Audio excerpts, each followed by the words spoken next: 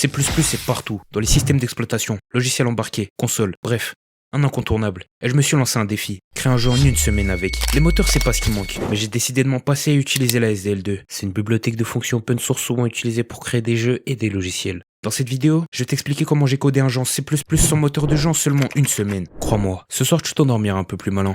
Avant de commencer à m'aventurer à un terrain connu, il fallait que j'apprenne le C++.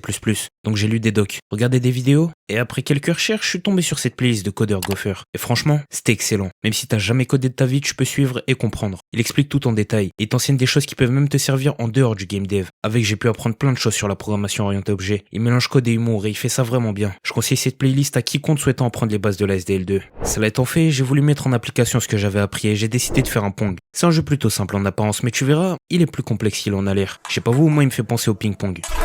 T'as une balle que tu tapes avec des raquettes. C'est ce que c'est censé être en tout cas. Et des cages représentées par les bordures gauche et droite de ton écran. Les scores des joueurs et un séparateur. Donc on crée le projet Pong.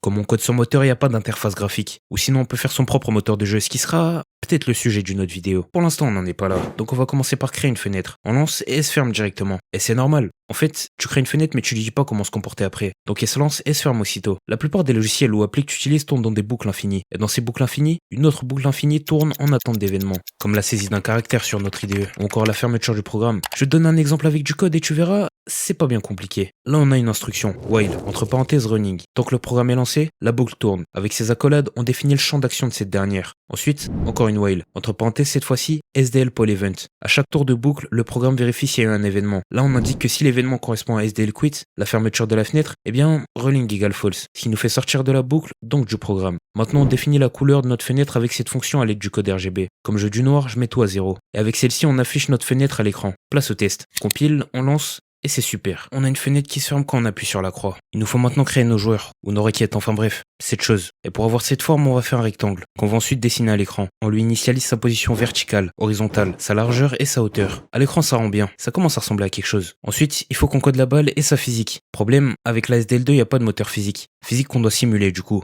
Et en vrai, c'était plus simple que ce que je pensais. Je m'attendais à des calculs super compliqués et tout, mais non. Il suffit d'envoyer la vitesse inverse de la balle quand elle touche les bords de l'écran ou une de tes raquettes pour donner un effet de rebond. Par contre, les collisions... Oh my God, bro. Bref.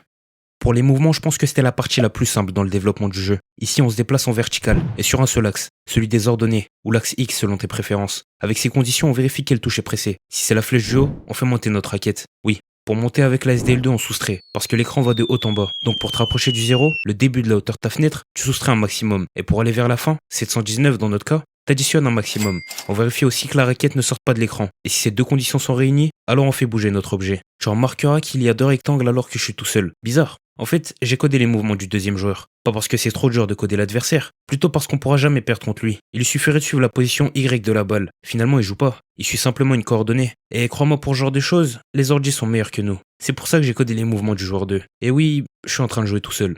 Maintenant qu'on peut se déplacer et taper dans la balle, il faut la mettre au centre quand quelqu'un marque, et du côté de celui qui a pris le point. Ça donne l'impression d'un but. Cette immonde ligne de code dit que si le bord droit de l'écran est touché par la balle, on met la balle au centre et on la relance vers la droite avec la vitesse divisée par 2. Pareil pour le bord gauche, sauf qu'ici on renvoie de manière négative, afin d'aller vers la gauche. Cette perte de vitesse laisse le temps au joueur de réengager et quand il touche la balle, bon oui, le rectangle, il reprend sa vitesse d'origine. On va ajouter un fond pour donner envie de jouer au jeu parce que là, franchement, il est pas beau. Pour ça, je suis allé sur Canva. Ce que j'ai fait là-bas, c'est pas bien compliqué. J'ai commencé avec un dégradé noir et gris foncé sur mon calque. Après ça, j'ai ajouté plusieurs rectangles alignés à la verticale histoire de faire un séparateur central. Une fois dans mon IDE, il me suffisait de charger mon image, l'afficher sur le rendu, et à ce moment-là, tu te dis que wow, il est beau ce jeu. Et t'as envie de jouer au jeu parce qu'il est beau. Nope. Il ne reste plus que le score pour finaliser le jeu. Et c'est pas compliqué ça, mais c'est long à expliquer, je trouve. Trop long même. Donc fais comme si t'avais tout compris et regarde le score en te sentant intelligent. Ah oui, pour séparer les textes, j'aurais pu faire 2 zones. Mais j'ai préféré faire un espace. Bon, le Pong++ est fait. Si t'as aimé la vidéo, n'hésite pas à liker, partager et t'abonner. Sur ce, je te laisse avec le jeu final.